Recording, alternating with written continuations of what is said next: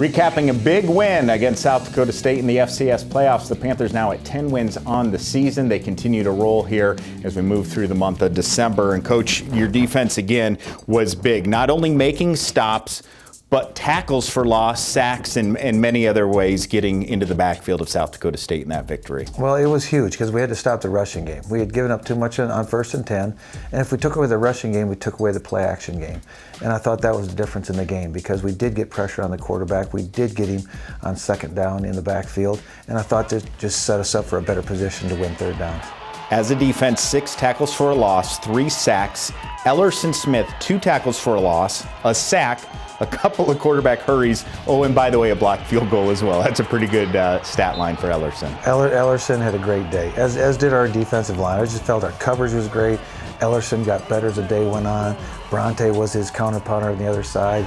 You had Brinkman and Christian Boyd in the middle. I just thought as a team we played very well. Yeah, Brinkman, 2 tackles for a loss, and he forced a fumble as well. Another game where you win that turnover margin, and that was sure important. It's critical. To win this time of year, you're down to the final 8 now. But to win these games, you better find a way to get points on special teams.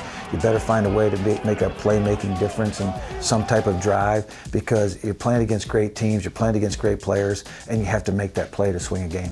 I know a lot of times we talk about these student athletes, but I want to get your thoughts on what Coach Bryce Popp has done because that defensive line has really been another strong point, not only this year, but ever since he's been here at UNI. Well, it just comes down to technique. It's all about fundamentals, and he spends all his time on the technique, consistently just teaching the technique, not the plays, not the schemes.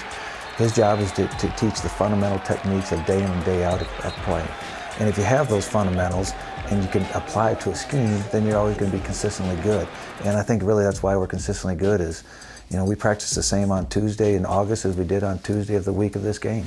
And those drills are the same because those fundamentals are the same. Coach, I watched that game as a fan. It was exciting, but as you review the tape, any areas where you need to get sharper, need to make improvements as you hope to get a win and keep this run going? Oh, we need to get sharper in every phase of the game, but I wish our kicking was better. I wish our, certain plays were better. But that's the game right now. The opponent's going to make you do some things and get you off kilter a little bit. So I really think it's how you remain poised. You got to be disciplined. You got to be energetic, and you really have to win as a team. I love the next man in mentality that this team has. Boy, they got it, man. It's and we better have it this week too. We have a story coming up here on Omar Brown, and he's a true freshman who is not playing like a true freshman for your defense this year. He's made a huge difference for us because they're going after him. They went after him early, each team did, and he made them pay by getting intercepts. He's so sound in coverage. He can run. He's so confident in himself, and he's grown as a person and as a player. And then Roosevelt Lawrence is the counterpart on the other side. So if they're not going after the senior, they're going after the freshman. And he's really held up and made some tremendous plays for us, and his intercepts speak for themselves. And he seems like a player that wants to continue to get better too. Well, that's the thing about Omar. What we said in our coach's office is he takes everything very personally. He takes everything we do coaching-wise, he takes very personal. So if he makes a mistake, it hurts. I mean, he wants to go back and correct it. He'll be the one standing out there after practice, the last night of practice, just because he wants to get better because he didn't feel he did good enough that day. But that's what makes people great. Here's a story on true freshman Omar Brown.